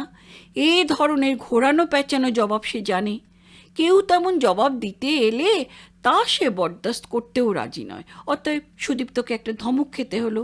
ওই সব চলবে না, সোজা আমার জবাব দাও। সিধা বাত কাহো। সুদীপ্ত তখন সিধা কথাই বললেন। না, সবটাই তার সত্য নয়, কিছুটা সত্য এবং অনেকখানি মিথ্যা। তিনি বললেন, তিনটির কোনোটিই তিনি নন। তিনি কলকাতা থেকে এসেছেন, তিনি মুহাজির। তবে তার পূর্বপুরুষ বিহারি ছিলেন বটে, কিন্তু দাদার আমল থেকে ঢাকায় আশ্রয় নিয়েছেন। আচ্ছা, ঠিক আছে, তোমাকে তাহলে এখন ছাড়া যায় মনে হচ্ছে। সুদীপ্তকে ছেড়ে রাইফেলের নল এবার প্রসারিত হলো ফিরোজের পানে। ফিরোজ আবার উর্দু বলতে পারেন না, হয়তো শিখলে পারতেন, শেখেননি। পশ্চিম পাকিস্তানিরা যেমন বাংলা শিখতে চায় না, তেমনি আমাদেরও উর্দু শিখতে চাওয়া উচিত নয়, এমনি একটা যুক্তি ফিরোজের দিক থেকে ছিল। কিন্তু ফিরোজের যুক্তি সকল বাঙালি মানেন না। তারা পাল্টা যুক্তি খাড়া করেন, বলেন, তুমি অধম, তাই বলিয়া আমি উত্তম হইব না কেন? হ্যাঁ, তাই হও, চিরকাল উত্তম হতে গিয়েই তো মরেছ বাবা। কিন্তু এখন যে ফিরোজেরই মরণ। সুদীপ্ত চট করে বলে উঠলেন, ও লোক মেরা গাড়ি কা ড্রাইভার হ্যায়। হ্যাঁ, ড্রাইভার হতে পারে, প্যান্ট ও হাওয়াই শার্ট খুব একটা কেতাদুরস্ত নয়। এমন পোশাক ড্রাইভারদেরও হতে পারে। সুদীপ্তকে একটা সালাম ঠুকে সৈনিকটি তার সস্থানে দাঁড়াতে গেল। মালিবাগের মোড়ে এইখানে ফারুক ইকবালের কবর ছিল না? এই তো কয়েকদিন মাত্র আগে মিছিল পরিচালনা করার সময় পাকিস্তানি জওয়ানদের গুলিতে নিহত হয়েছিল তরুণ কলেজ ছাত্র ফারুক ইকবাল। তার স্মৃতিকে অমর করবার জন্য এই তো এখানে মালিবাগের মোড়ে এই ক্ষুদ্র গোল পার্কে তাকে কবর দেওয়া হয়েছিল। সে তো এই মার্চ মাসেরই কথা। কিন্তু কবরও চুরি যায় নাকি? সত্যি ওরা ফারুক ইকবালকে কবর থেকে চুরি করে নিয়ে গেছে? হায় হায়, এতদিন পরে কি ছিল কবরে? কয়েকখানা হাড় বই তো নয়। তা হোক, তবু সে তো বিপ্লবীর হাড়। প্রত্যেকটি বিপ্লবী দধিচি। দধিচির হাড়ে বজ্র নির্মিত হয়েছিল, সেই বজ্র যা দিয়ে অসুর ধ্বংস করে স্বর্গের পুনরুদ্ধার সম্ভব হয়েছিল দেবতাদের পক্ষে। পাকিস্তানিরা অসুর ছাড়া কি? কিন্তু একটি বিপ্লবীর কঙ্কাল চুরি করে তারা করবেটাকে? ফারুক তো একজন নয়। ফারুকের মা তো কান্না জড়িত কণ্ঠে সে কথাই বলেছিলেন ফারুকের বন্ধুদের লক্ষ্য করে, তোমাদের মধ্যেই আমার ফারুক বেঁচে রইল বাবারা, তোমরা আমাকে মা ডেকেছ, তোমাদের মধ্যেই ফিরে পেয়েছি আমার ফারুককে। হ্যাঁ, বাংলাদেশ আজ শত শত ফারুকে ভর্তি হয়ে গেছে। সুদীপ্ত মনে মনে ফাতেহা পাঠ করলেন। ফিরোজের কিন্তু সে কথা মনেই এলো না। কি করে প্রতিশোধ নেওয়া যায় সেই কথাটাই তীব্রভাবে কয়েকবার ঘুরপাক খেল তার মনের মধ্যে। আর মেয়েরা বিশ্ববিদ্যালয়ের ছাত্র শিক্ষক কেন্দ্রের কাছেই তারা মুখ বধির হয়ে গেছেন। মীনাক্ষী তো বটেই, আমিনাও মনে মনে আল্লাহকে ডেকে চলেছেন চোখ কান বন্ধ করে। ফিরোজ তার বন্ধু ও বন্ধু পত্নীকে নিয়ে তার চাচার বাসায় উঠলেন। মালিবাগের একটা গলিতে ফিরোজের এক চাচা থাকেন, তার বাপের চাচাতো ভাই। জামাতে ইসলামের সমর্থক, কিন্তু তাতে কি ওতে চাচা ভাইপোর সম্পর্কে কখনো ফাটল সৃষ্টি হয়নি। আওয়ামী লীগের প্রবল আধিপত্যের সময় চাচা দিব্যি দাড়িতে হাত বুলিয়ে ঘুরে বেরিয়েছেন। ভাইপো ফিরোজ থাকতে তার ভাবনা কি। ভাইপোকে আভাসও দিয়েছিলেন জামাতে ইসলামের সাথে সম্পর্ক ত্যাগ করবেন তিনি। মৌলানা মওদুদি আর আগের মতো নেই, তিনিও খালি পশ্চিম পাকিস্তানেরই স্বার্থ দেখছেন। ওই দলের সাথে আর সম্পর্ক রাখা যায় না। না, এই সকল কথা ফিরোজ 16 আনা বিশ্বাস করেছিলেন এমন নয়, তবে এইটুকু বুঝেছিলেন যে চাচা তার সাহায্য চান। জামাতে ইসলামের কাজ করেছেন বলে আওয়ামী লীগকে ভয় পাচ্ছেন তিনি। হ্যাঁ, যেভাবে ওই জামাতে ইসলাম নির্বাচনের সময় আওয়ামী লীগের কুৎসা রটিয়েছিল, তাতে নির্বাচনের পর তার ভীত হওয়ার কারণ কিছু ছিল বইকে। কিন্তু আওয়ামী লীগ চাচা তোমাদের মতো পার্টি নয়, ফিরোজ মনে মনে বলেছিলেন আর হেসেছিলেন। তোমরা বৃথায় ভয় পাচ্ছ চাচা। ফিরোজ মনে রেখেছিলেন ব্যক্তিগতভাবে চাচা তার হিতাকাঙ্ক্ষী। সেই ধারণাতেই এসে উঠেছিলেন চাচার বাসায়। আমিনাকে নিয়ে নাজমা ভেতরে চলে গেছেন। এ বাড়িতে মীনাক্ষী নাজমা শুধুই নাজমা। মীনাক্ষী শব্দটা চাচা শ্বশুরের ভারী অপছন্দ। অতএব সুদীপ্ত শব্দটাও চাচার পছন্দ হবে না, এটা ফিরোজ জানতেন। তিনি সুদীপ্তর পরিচয় দিলেন এইভাবে, ইনি শাহিন, ইউনিভার্সিটির একজন সিনিয়র লেকচারার, আমার বন্ধু। ইউনিভার্সিটি স্যার, এ তো বহুত ভয়ের কথা বাপ। ইউনিভার্সিটির কথা শুনলেই মিলিটারি আজকাল খেপে উঠতেছে।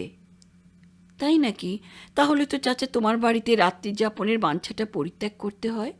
কিন্তু এসেই তো আর ওঠা যায় না। হাতের ঘড়ি দেখে নিলেন ফিরোজ এবং ঠিক করলেন 5 মিনিট পরেই উঠে পড়বেন। কিন্তু 2 মিনিট পরেই চাচা তার গাড়ির চাবি চেয়ে বসলেন। এই একটু বাপ যাবো আর আসবো, 5 মিনিটের বেশি লাগবো না। কিন্তু চাচা, আমরা এক্ষুনি বেরোবো। আরে আজকের রাতটা নয় বাপ গরিবের বাড়িতেই থেকে গেলে ক্ষতি হবে তাতে? আমার একটু বাইরে যাওয়া বিশেষ দরকার, অথচ গাড়িতে তৈল নাই। ভাইপো হয়ে আমার মুশকিল আসান করবা না একটু? তা তো করতেই হবে। ভাইপো যখন হয়েছেন তখন চাচার অসুবিধা একটু দেখতে হবে বই কি। তাছাড়া একটা রাত চাচা তো থেকে যেতেই বলছেন। হ্যাঁ, থাকতেই হবে। আজ আর পথে বেরোনোর প্রবৃত্তি নেই। অতএব 5 মিনিট কেন, 25 মিনিট কাটিয়ে আসুন না, কে বাধা দিতে যাচ্ছে। ফিরোজ চাবি বের করে দিলেন। কিন্তু চাচার গাড়ি কি কেবলই তেলের জন্য অচল হয়ে আছে? এত শীঘ্র দেশে তৈল সংকট সৃষ্টি হয়েছে নাকি? না, বোধ হয়। কিন্তু সত্যিই যদি এর মধ্যে তেলের সংকট সৃষ্টি হয়ে থাকে, তাহলে বুঝতে হবে সত্যিই পাকিস্তানি শাসকদের মনে বাংলাদেশকে ঘিরে কোনো দুরভিসন্ধি ছিল না। অথচ দুরভিসন্ধি ছিল। ফেব্রুয়ারি মাসেই সারা এয়ারপোর্ট বিমান বিধ্বংসী কামান ও রাডার দিয়ে সাজানো হয়েছিল কি ওর শোভা বাড়ানোর জন্য। তখন থেকেই দেশের মাসিকে মুল্লুকে তলে তলে যুদ্ধের প্রস্তুতি নিতে শুরু করেছিল বর্বর ক্ষমতালোলুপ ইয়াহিয়া খান ও তার দলবল। অতএব নিঃসন্দেহে গাড়ির তেলও প্রচুর পরিমাণে মজুদ রেখেছে তারা। তেলের সংকট সৃষ্টি হতেই পারে না। তবে ফিরোজের অনুমান সত্য ছিল, চাচার গাড়ি কিছুকাল থেকেই অকেজো হয়ে পড়েছিল। কেন থাকবেন না? কিনলেন তো একখানা পুরনো ফিয়াট গাড়ি। গাড়ি যদি কিনবে চাচা, তাহলে কি অত কৃপণতা করলে চলে? এইভাবে চাচাকে কেন্দ্র করে ফিরোজ সুদীপ্তর কাছ থেকে যেন বহু দূরে সরে গিয়েছিলেন। অতএব ফিরোজের পাশে সোফাতে বসে থেকেও সুদীপ্ত এখন ভীষণভাবে একা হয়ে পড়েছেন। তিনি ইচ্ছে করলেই একটা কথা বলে ফিরোজকে নিজের সঙ্গী করে নিতে পারেন। এসো না ভাই, যতক্ষণ আছি আমরা একসঙ্গে থাকি। কিন্তু না, কিছু ভালো লাগছে না। একটি কথাও বলতে ইচ্ছে করছে না সুদীপ্তর। কোনো মতে একটু ঘুমিয়ে পড়া যায় না এখন? মীনাক্ষী ভাবির সঙ্গে মেয়েটিকে বেশ চেনা চেনা মনে হচ্ছে। হ্যাঁ, তারই এক ছাত্রী হামিদা। হামিদার কপালে সেই টিপ নেই। ফিরোজের চাচার বাড়ি টিপ পরে আসা সাহস হয়নি বোধহয়। কিন্তু বাড়িতে আসার তার দরকারটাই বা কি? চট করে ফিরোজের চাচার সঙ্গে হামিদার কোনো আত্মীয়তার কথা সুদীপ্তর মনে এলো না।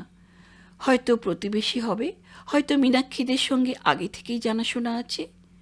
মেয়েটি সুদীপ্তর দিকে তাকালো না, নাকি তার অজ্ঞাতে একসময় তাকিয়েছিল, তিনি টের পাননি। না না, তা কি হয়? তার কোনো ছাত্র বা ছাত্রী তাকে দেখে না চেনার ভান করবে? এটা হতেই পারে না। নিশ্চয়ই মেয়েটি তাকে দেখেইনি। মীনাক্ষী তার স্বামীর সঙ্গে পরিচয় করিয়ে দিল। একে চেনো? একটু দূর সম্পর্কে আমার মামাতো বোন, তোমার চাচা আবার এর মায়ের খালাতো ভাই, এবার অনার্সের সেকেন্ড ইয়ার। আদাব দুলা ভাই। আদাব। এখানে কবে এসেছো তোমরা? তোমরা নয়, তুমি। ও একাই এসেছে, সপ্তাহখানেক হলো। থাকতো রোকেয়া হলে। রোকেয়া হল থেকে অবশ্য নিজের ইচ্ছায় সে এখানে আসেনি। বোনের টেলিগ্রাম পেয়ে ফিরোজের চাচা নিজে গিয়ে হামিদাকে তার বাসায় নিয়ে এসেছেন, অর্থাৎ বাঁচিয়েছেন। হলে থাকলে কি দশা হতো ফিরোজ জানেন না। আসবার পথে সাহস করে হলের মধ্যে ঢুকতে পারলে তবু কিছুটা টের পেতেন। তিনি শুধালেন, শেষ পর্যন্ত তোমাদের হলে কজন মেয়ে ছিল জানো কি? ঠিক জানি না, 12-14 জন হতে পারে। ওদের ভাগ্যে কি ঘটেছে কে জানে। হ্যাঁ, এখনও সব খবর সকলে জানে না। একটা জনরব ছড়িয়েছে 12-14টি মেয়ে মারা গেছে, আর ধরে নিয়ে গেছে 10-12 জনকে। কিন্তু হামিদার উক্তিতে ফিরোজ বুঝলেন অত মেয়ে রোকেয়া হলে ছিল না। স্যারদের খবর কিছু জানেন না কি দুলা ভাই? শুনছি 12 থেকে 15 জন মারা গেছেন। আমি তো সকলকে চিনি না, নামও মনে নেই সকলের। এই অবস্থায় মনে রাখা সম্ভবও নয়। তবু যে কয়েকজনের নাম মনে ছিল ফিরোজ বলে গেলেন। ডক্টর গোবিন্দচন্দ্র দেব, অধ্যাপক মনিরুজ্জামান, ডক্টর জ্যোতির্ময় গুহ ঠাকুরতা, ডক্টর ফজলুর রহমান, ডক্টর মুক্তাদির। আর নাম মনে আসছে না। ফিরোজে থামলেন। হামিদা শুধল, সুদীপ্ত স্যার? সুদীপ্ত? মানে সুদীপ্ত শাহীন? তারও মৃত্যুর সংবাদ রটেছে নাকি? ফিরোজ বললেন, কোন সুদীপ্তর কথা বলছো তুমি? তোমার সামনেই তো একজন সুদীপ্ত বসে আছেন। উমা, তাই তো, সুদীপ্ত স্যারই তো। হামিদা ভালো করে তাকিয়ে এবার চিনতে পারল, কিন্তু প্রথমে চিনতে পারেনি। এ কি চেহারা হয়েছে স্যারের!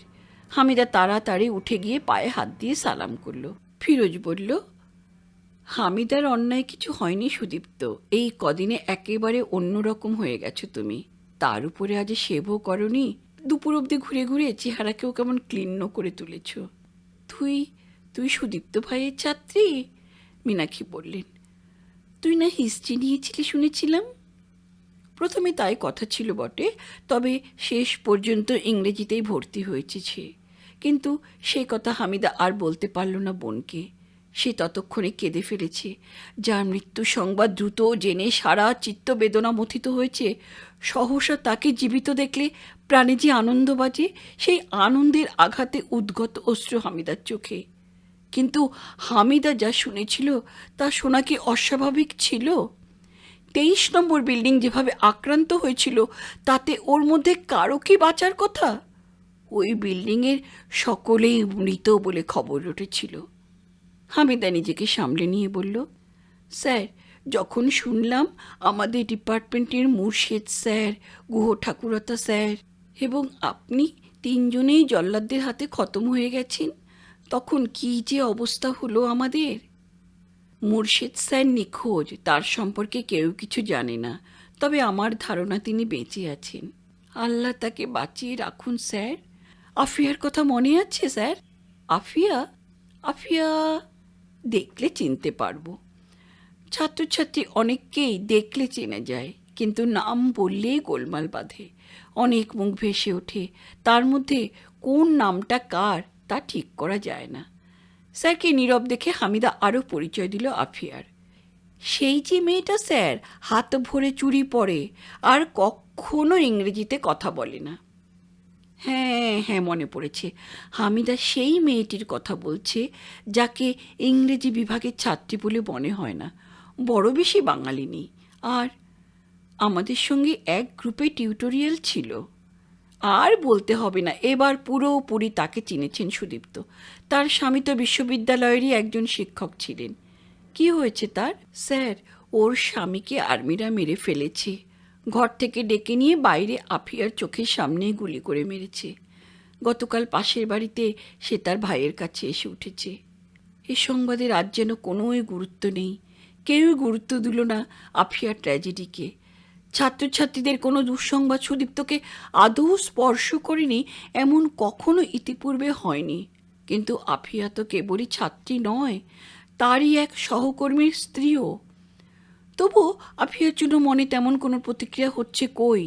অন্য সময় হলে 1969 খ্রিস্টাব্দে রাজশাহী বিশ্ববিদ্যালয়ের ডক্টর শামসুজ্জোহা মিলিটারি গুলিতে মারা গেলে কত বিক্ষোভ পড়ে গিয়েছিল, এবং তা কেবলই রাজশাহীতে নয়, প্রদেশের সকল বিশ্ববিদ্যালয়ে। আর এখন যাগ্গে সে কথা আর ভেবে লাভ কি। সকলকে নিশ্চুপ দেখে হামিদা আবার বলল, আর সবচেয়ে দুঃখের কথা কি জানেন স্যার, আফিয়ার স্বামীর লাশ পর্যন্ত ওরা দেয়নি। কোথায় নাকি গর্ত করে পুঁতে ফেলেছে। বিশ্ববিদ্যালয়ের প্রায় সকল অধ্যাপককেই ওরা অমনি করে মাটি চাপা দিয়েছে। ধর্মীয় বিধান অনুসারে সৎকারটুকু পর্যন্ত করতে দেয়নি। কেই জানে, হয়তো একই গর্তে একজন বিশ্ববিদ্যালয়ের অধ্যাপক শুয়ে আছেন কোনো পকেটমারের সঙ্গে জড়াজড়ি হয়ে। এমনটা করা কি উচিত হয়েছে? সুদীপ্ত ভাবছিলেন। ওই রকম ছাড়াও খবিশগুলো করবেটা কি শুনি? অধ্যাপক তো কখনো দেখেনি জীবনে। দৌড় তো সেই মক্তবের ওস্তাদজি পর্যন্ত। তারপর থেকেই শুরু হয়েছে লেফট রাইট। বর্বরদের সঙ্গে একত্র বাসের এই হচ্ছে জ্বালা। জীবনের মূল্যবোধ যাদের মধ্যযুগীয়, তাদের পাশে আধুনিক চেতনাকে পদে পদে বিড়ম্বনা সইতেই তো হবে। কিন্তু আর নয়, এর অবসান এখন চাই চাই। আচ্ছা দুলাভাই, এই যে আপনাদের পার্টি নিষিদ্ধ ঘোষণা করা হলো, এরপর আপনারা করবেনটা কি? হামিদা প্রশ্নটা করতে চেয়েছিল খুবই সরলভাবে, কিন্তু ফিরোজে সহসা যেন তার চাচার মানসিকতা ওই কণ্ঠস্বরে লক্ষ্য করলেন। সেটা অবশ্য ফিরোজেরই দোষ। কি আর করব, তোমার মামাদের প্রেসিডেন্টের কাছে গিয়ে নাকে খত দিয়ে বলবো, যা হবার হয়েছে এবারের মতো মাপ করে দিন। আর কখনো বলবো না যে আমরা বাঙালি, আর কখনো গণতন্ত্র চাইব না, অর্থনীতির ক্ষেত্রে পশ্চিম পাকিস্তানের সঙ্গে সমতা দাবি করব না। তাছাড়া বাংলা ভাষা ভুলতে চেষ্টা করব, রবীন্দ্রসঙ্গীত শুনলে কানে আঙুল দেব, পরিশেষে তোমার মামার মতো দাড়িও রেখে দেব। এত দুঃখেও সুদীপ্তর হাসি পেল। হ্যাঁ, ফিরোজের ওইভাবে কথা বলার অধিকার আছে বটে। হামিদা তার নহে ছাত্রী, ফিরোজের তো শ্যালিকা। কিন্তু শ্যালিকার ভূমিকায় হামিদা ভয়ানক অযোগ্যা প্রমাণিত হলো। হয়তো সম্মুখে একজন শিক্ষকের উপস্থিতি তার কারণ। হামিদা শুধু বলল, আমি কিন্তু দুলাভাই রবীন্দ্রসঙ্গীত ভালোবাসি, এবং ইংরেজি পড়ছি বলে বাংলা ভুলতে চাই তাও নয়। অতএব আমাকে আপনার এইভাবে কথা বলা উচিত নয়। সুদীপ্ত দেখলেন এবার তাকে হস্তক্ষেপ করতে হয়। ওরা দুজনেই পরস্পরকে ভুল বুঝেছে। একজন বন্ধু আর একজন ছাত্রী, দুজনের কথাই মনে রেখে সুদীপ্ত বললেন, ফিরোজের সঙ্গে তোমার সম্পর্কটাকে মনে রেখে কথা বলো হামিদা। কিন্তু হায়, কী উদ্দেশ্যে তিনি কথাগুলি বললেন, আর তার ব্যাখ্যা হলো কীরকম? মীনাক্ষী টিপ্পনি কাটলেন, আপনি বুঝি এখানেও মাস্টারি শুরু করলেন? ওই বদভ্যাসটা যে ছাড়তে পারি না ভাবি। বিশেষ করে ছাত্রী পেলে। কণ্ঠস্বরটা ফিরোজের। কিন্তু একজন ছাত্রীর সামনে কি এমন করে বলাটা ঠিক হলো ফিরোজের? সুদীপ্ত তাকানোর ভঙ্গি দেখেই ফিরোজ বুঝেছিলেন তার বন্ধু মনে আঘাত পেয়েছে। কিন্তু বন্ধু এখন আঘাত পেলে চলবে কেন? এই তো কিছুক্ষণ আগেই বেশ উপদেশ বিতরণ চলছিল। হামিদা তোমার ছাত্রী হতে পারে, কিন্তু আমার তো শ্যালিকা, এবং তুমিও আমার বন্ধু। অতএব তোমাদের দুজনকে জড়িয়ে কোনো রসিকতার সুযোগ হাতছাড়া করি কেন? কিন্তু সুদীপ্ত ওই মুহূর্তেই অতখানি ভাবতে পারেননি। তিনি তাই একটি গুরুতর কথা বলে ফেললেন, না না, আমরা ছাত্রছাত্রীতে কোনো প্রভেদ মনে রাখি না, বিশ্বাস করো। মীনাক্ষী ও ফিরোজ দুজনেই এবার হেসে উঠলেন, এবং কথাটা বলার পর সুদীপ্তর মনে হলো, তাই তো, এত হালকা কথা তিনি তো সচরাচর বলেন না। কিন্তু তিনি জানতেন না যে গত 2-3 দিনের ঘটনায় তার সেই পরিচিত সত্তা ও ব্যক্তিত্বের সবটুকু ওলটপালট হয়ে গেছে। সুদীপ্ত কিছুক্ষণ আর কোনো কথা বলতে পারলেন না, কিন্তু বোঝা গেল হামিদা বাকপ্রিয় মেয়ে। কিছু কথা না বলে বসে থাকা তার পক্ষে খুবই কঠিন। সে তার দুলাভাইয়ের সঙ্গে অনবরত কথা বলে যেতে লাগলো, আর তার অনেকখানি সুদীপ্ত শুনলেন না এবং মাঝে মাঝে শুনলেনও। তাতে ছাত্রীটিকে তার প্রিয়ংবদাই মনে হলো। প্রিয় কথাই হামিদা বলেছে। আপনারা যে যাই বলুন দুলাভাই, শেখ সাহেবকে কিছুতেই ওরা ধরতে পারেনি। কিন্তু শেখ সাহেবকে তোরা তো চিনিস নে, ফিরোজ মনে মনে বললেন। মুখে বললেন, স্বেচ্ছায় তিনি ধরা না দিলে কেউ তাকে ধরতে পারেনি এবং পারবেও না। তবে কথা হচ্ছে ধরা না দেওয়ার ইচ্ছেটা তিনি করেছিলেন কি না, বুঝলে? ফিরোজ জানতেন শেখ সাহেব ধরা দিয়েছেন, কেউ তাকে বাড়ি থেকে বের করতে পারেনি। শেষ মুহূর্তে এমনকি জোর করে তাকে সরিয়ে নিয়ে যাওয়ার চেষ্টাও ব্যর্থ হয়েছে। তবু এই মুহূর্তে ওই গুজবটার কিছু মূল্য আছে বই কি। দেশবাসী জানুক তাদের প্রিয় নেতা তাদেরকে পথনির্দেশ করার জন্য বাইরেই রয়েছেন। বাইরে দরজায় কড়া নাড়ার শব্দ হলো। ফিরোজ গিয়ে খুলে দিলেন। কাকে চাই? কোথা থেকে আসছেন? লোকটি ভেতরে আসতে সুদীপ্ত তাকে চিনলেন। আরে হাসমত খাঁজি, কি খবর? হাসমত এক সময় তাদের নীলক্ষেত আবাসিক এলাকার দারোয়ান ছিল, মাত্র মাস দুয়েক আগেও ছিল। এখন করছে কি? ব্যবসা করি হুজুর। হাসমত খা ব্যবসা করছে? ভালোই তো।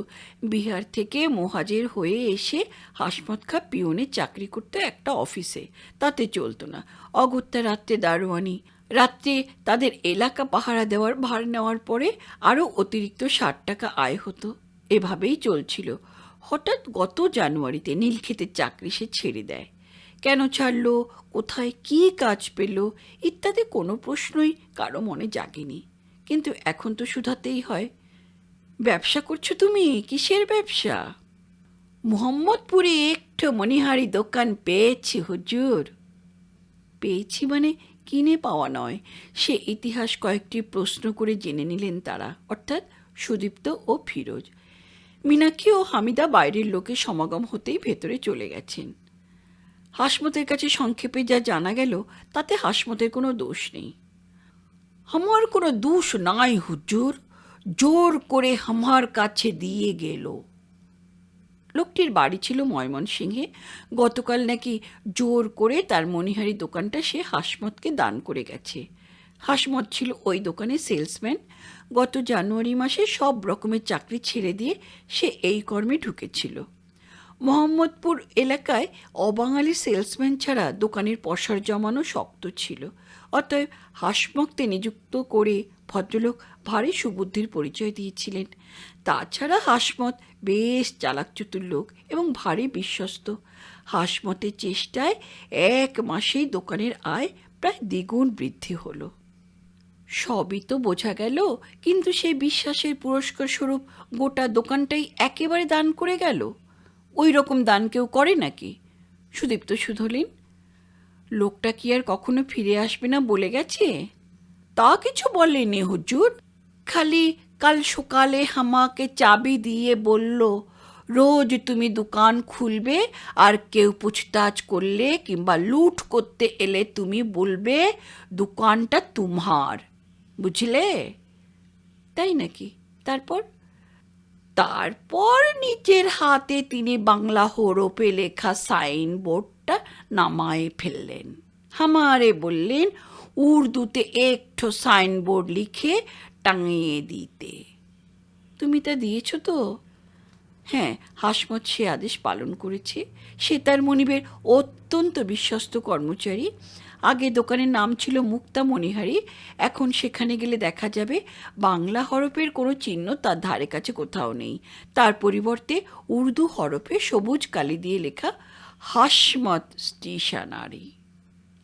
ফিরোজ এতক্ষণ কিছু বলেননি, সব শুনছিলেন এবং বুঝতে কোনোই কষ্ট হচ্ছিল না যে দোকানটাকে নিছক বাঁচানোর জন্যই ভদ্রলোকের এত সব চেষ্টা।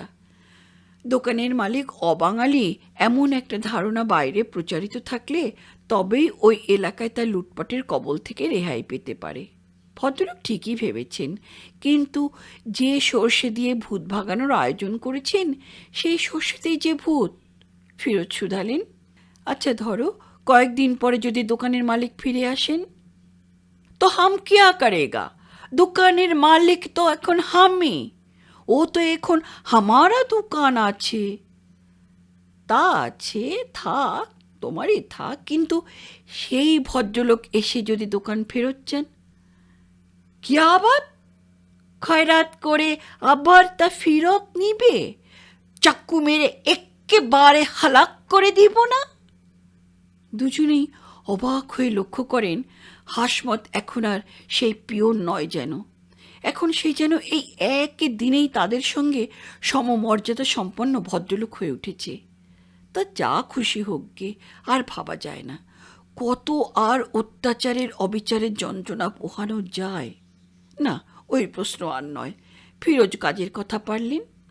তা এখানে এসেছ কি উদ্দেশ্যে? और गाजी साहब को लिए एक ठो खात है। গাজী সাহেব অর্থাৎ ফিরোজের চাচার কাছে একটা চিঠি নিয়ে এসেছে হাসমত। কার চিঠি সে কথা কি আর বলবে? এখন সে একটা দোকানের মালিক, অতএব বুদ্ধিমান হয়েছে বই কি, তবুও একটু বাজিয়ে দেখা যাক না। খত কে পাঠালো? মাওলানা সাহেব ভেজ দিয়া। কোন মৌলানা? দেখা গেল হাসমত খা এই লাইনে একজন গবেট। সব কথা অকপটে বলে ফেলল। এমনকি যখন শুনল যে ফিরোজ হচ্ছেন গাজী সাহেবের ভাইপো, তখন বিনা দ্বিধায় চিঠিখানা ফিরোজের হাতে সঁপে দিয়ে চলে গেল সে। হাজী সাহেবের মতো লোকের ভাইপো যখন, তখন সে ইমানদার না হয়ে যায় না?